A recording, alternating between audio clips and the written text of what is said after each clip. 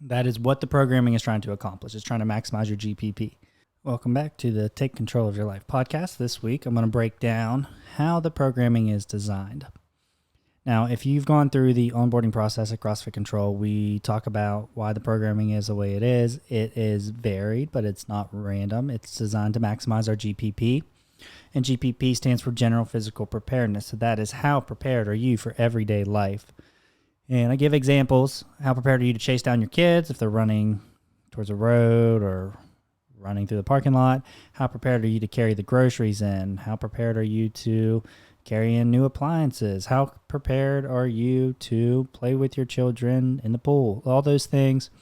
How prepared are you to go rock climbing? How prepared are you to go hiking? These GPP, General Physical Preparedness. How prepared are you for everyday life? Now, that is what the programming is trying to accomplish. It's trying to maximize your GPP. And when it comes to programming, we have 10 skills that we are trying to balance out. Your 10 skills are cardiovascular endurance, stamina, flexibility, strength, power, speed, balance, coordination, accuracy, and agility. Your programming is designed to balance out and put you in a 7 to 8 on all of those categories. We want to be as well-rounded as possible. We don't want to be specialists. And so when we look at our programming, there are a couple things we look at. We look at the priority of the programming, so how long the workouts are or what they are trying to accomplish. We work at the movements in the programming. We look at the modalities of the programming, and we look at the structure on like the day layout of the programming. And so I'm going to break that down for you now. The first one, so this is a template of what your programming should be like. So how many days should you be working and when should you be resting? Now, CrossFit was designed for a 3-on, 1-off cycle, which means you work out for 3 days and then you would take one rest day. Now, we have a 7-day work week. That is not really feasible for a lot of us. So the second option is a 3-on, 1-off, 2-on, 1-off. So you work out Monday, Tuesday, Wednesday, rest Thursday, work out Friday, Saturday, rest Sunday.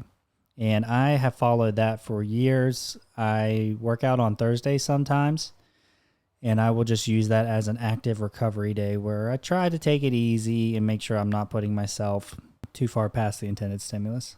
When it comes to the actual programming, we have 3 modalities that make up our programming. We have gymnastics. So gymnastics is anything body weight. That is your muscle ups, your push-ups, your handstand push-ups, your sit-ups, your planks. So a lot of times people think of gymnastics as the fancy stuff we see on TV, but planks are also in that gymnastics category. Air squats are in that gymnastics category. And what you're looking for is to improve on your gymnastics skills. So if you're not at that muscle up today, regardless if you are ever going to accomplish it in your lifetime, you should still be striving for that. And that's what's called virtuosity, is doing the common uncommonly well, just trying to do your best at these movements. From gymnastics, we have weightlifting. Weightlifting is anytime we add an external object. So adding a weight vest, sandbags, kettlebells, dumbbells, barbells. Anytime we add external loading to the movement, that would be considered weightlifting. And then our third modality that we throw into our programming is monostructural cardio. So that is running, biking, swimming, rowing. Jumping rope would be in the monostructural cardio category. And those are the 3 modalities that make up our programming. Now that we understand how we should be approaching the programming, what the programming is trying to accomplish, and what it's made up of, let's break down the structures. So when it comes to the workouts, you have single modality days, you have double modality days, and you have triple modality days. And so single would be like we're doing a 30 muscle ups for time, or you're doing 1 rep max back squat, or you're running a 5K. Those are single modality days. Double modality days, they call them single elements and 2 elements and 3 elements. So 2 element days would be like gymnastics and weightlifting, or weightlifting and cardio, or cardio and gymnastics. And we do want to cycle through these.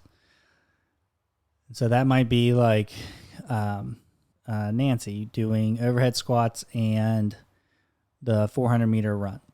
And then for 3 element days, it would be all three. We would have some weightlifting, gymnastics, and cardio in there. And if you check out the Level 1 handbook, there's actually a section in there where it breaks down how you could accomplish a single modality day, a 2 element day, and then a 3 element day across, and make sure that you are cycling through all of those so you get all the combinations in your cycle. Next up is prioritizing these workouts. So when it comes to our priorities, we have 3 priorities. We have element priority, which would be like a 1 rep max back squat.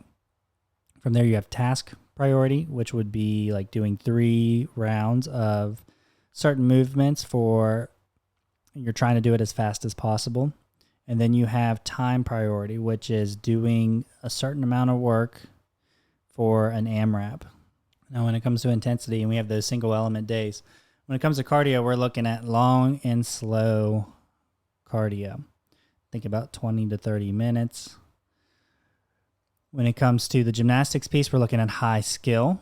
And then when it comes to the weightlifting, we're looking at, obviously, pushing heavy weight.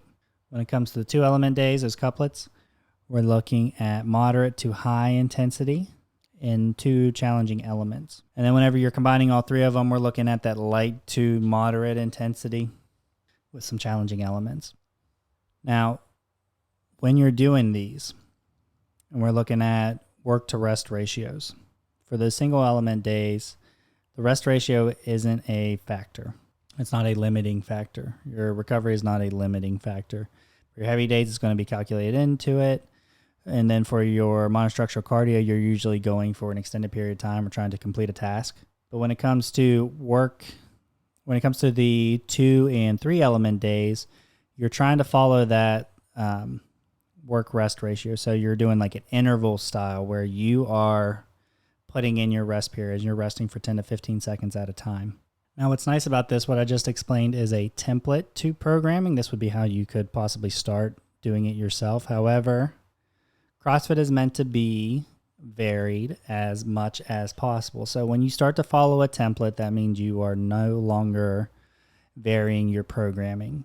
And so sometimes you will have 2 monostructural days back to back. Some days you will have a whole week of couplets. It is supposed to be varied, but it is not random. And you're trying to mix and match these in as many ways as possible and be prepared for as many situations or scenarios as possible. So mix and match, make sure you're throwing in skills, heavy days, monostructural cardio days, and then throwing in those couplets and triplets.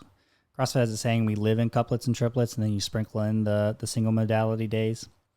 But if you follow this template, or if you just show up to a CrossFit gym that has good programming, you will see results.